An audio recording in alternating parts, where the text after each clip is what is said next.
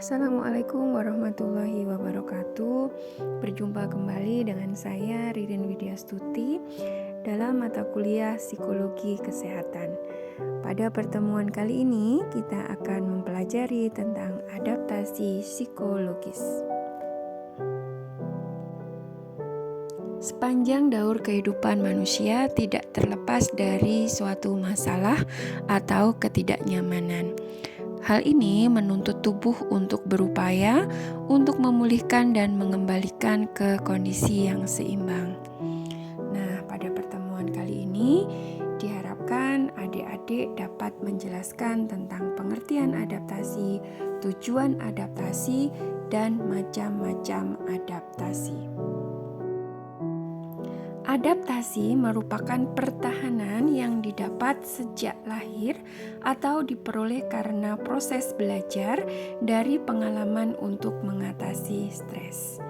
Nah, berikut ini dijelaskan dari beberapa ahli, yaitu dari W.A. Gerungan, yang menjelaskan bahwa penyesuaian diri merupakan mengubah diri sesuai dengan keadaan lingkungan, atau sebaliknya mengubah lingkungan sesuai dengan keadaan atau keinginan diri, mengubah diri sesuai dengan keadaan lingkungan yang sifatnya pasif atau disebut dengan autoplasti, sedangkan mengubah lingkungan sesuai dengan keinginan diri sendiri sifatnya aktif yang disebut alloplasti. Sedangkan menurut Suharto Herjan menjelaskan bahwa tentang penyesuaian diri sebagai suatu usaha atau perilaku yang tujuannya untuk mengatasi kesulitan dan hambatan. Dari pengertian di atas, maka dapat disimpulkan bahwa adaptasi merupakan usaha individu untuk mengatasi atau menyesuaikan diri terhadap stres yang dialaminya. Adaptasi merupakan suatu cara penyesuaian yang berorientasi pada tugas. Tujuan adaptasi. Adaptasi merupakan respon individu terhadap suatu perubahan yang ada di lingkungan yang dapat mempengaruhi keutuhan tubuh. Jadi, secara umum, adaptasi bertujuan agar individu mampu menghadapi tuntutan keadaan secara sadar, realistis, objektif, dan rasional. Adaptasi dibagi menjadi dua, yaitu adaptasi fisiologis dan adaptasi psikologis.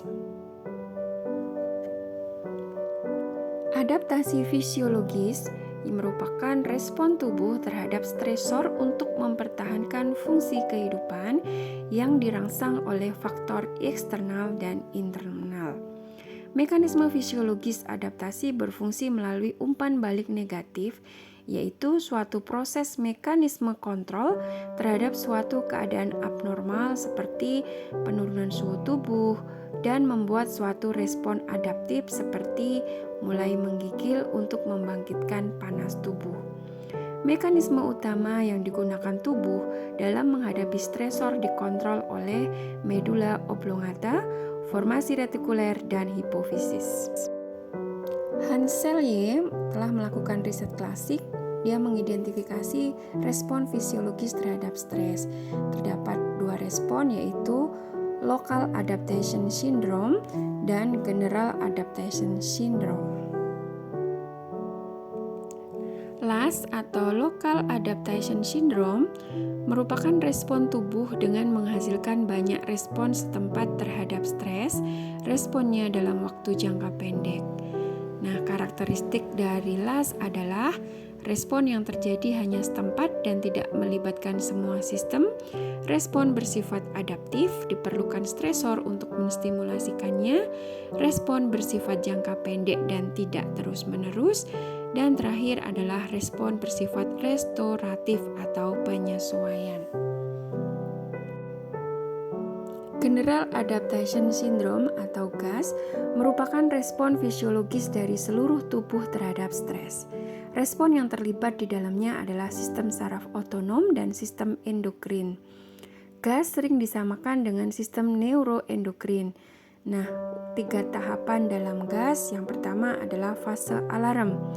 Fase alarm melibatkan pengerahan mekanisme pertahanan dari tubuh dan pikiran untuk menghadapi stresor, seperti pengaktifan hormon yang berakibat meningkatnya volume darah dan akhirnya menyiapkan individu untuk bereaksi. Aktivitas hormonal yang luas ini menyiapkan individu untuk melakukan respon melawan atau menghindar. Respon ini berlangsung dalam hitungan menit sampai dengan jam. Bila stresornya menetap, maka individu akan masuk ke dalam fase resistensi.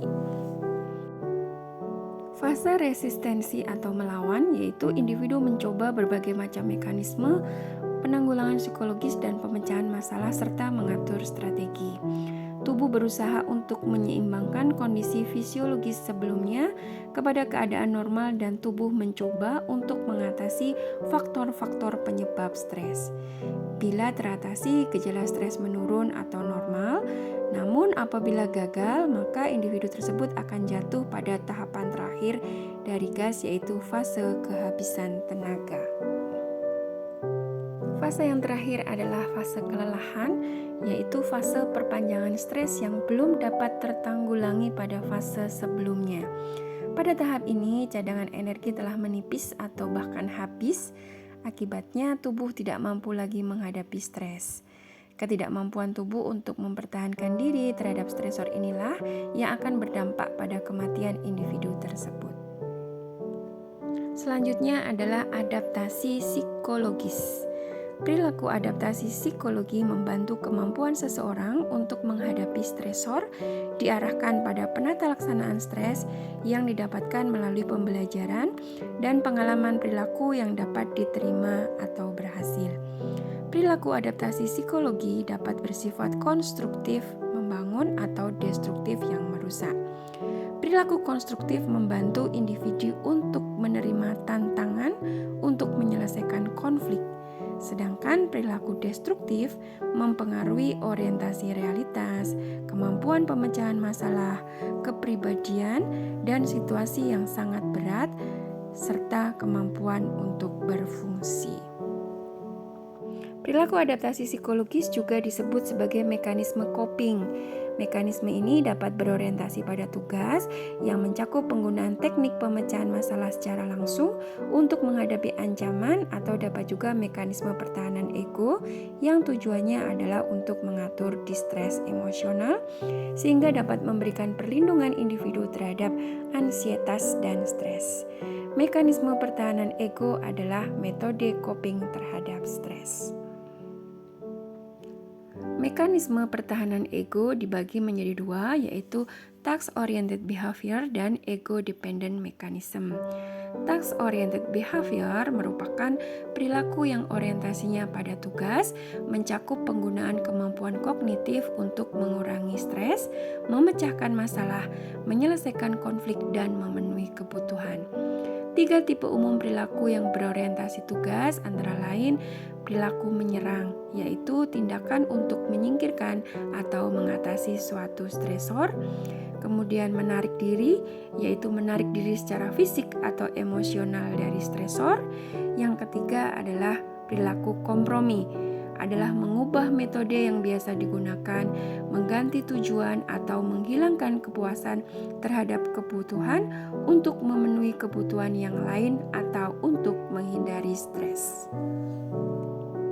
Yang kedua adalah ego-dependent mechanism, yaitu perilaku tidak sadar yang memberikan perlindungan psikologis terhadap peristiwa yang menegangkan.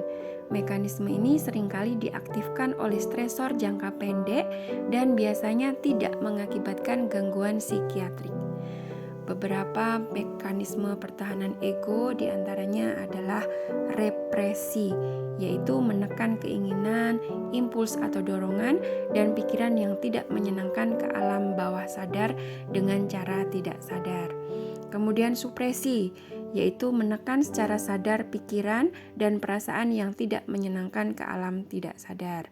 Yang ketiga, reaksi formasi, yaitu tingkah laku berlawanan dengan perasaan yang mendasari tingkah laku tersebut. Kompensasi yaitu tingkah laku untuk menggantikan kekurangan dengan kelebihan yang lain, kekompensasi langsung atau kompensasi tidak langsung. Rasionalisasi merupakan berusaha untuk memperlihatkan tingkah laku yang tampak sebagai pemikiran yang logis, bukan karena keinginan yang tidak disadari.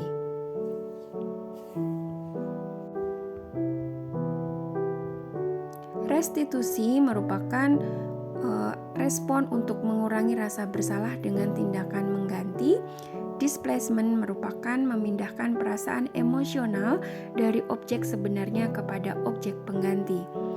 Proyeksi memproyeksikan keinginan, perasaan, impuls, pikiran pada orang lain, objek lain atau lingkungan untuk mengingkari. Simbolisasi yaitu menggunakan objek untuk mewakili ide atau emosi yang menyakitkan untuk diekspresikan. Regresi yaitu ego kembali pada tingkat perkembangan sebelumnya dalam pikiran dan tingkah lakunya. Kemudian denial yaitu mengingkari pikiran, keinginan, fakta, dan kesedihan. Sublimasi memindahkan energi mental atau dorongan yang tidak dapat diterima kepada tujuan yang dapat diterima masyarakat.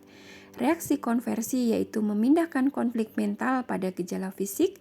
Introyeksi yaitu mengambil alih semua sifat dari orang yang berarti menjadi bagian dari kepribadiannya yang sekarang.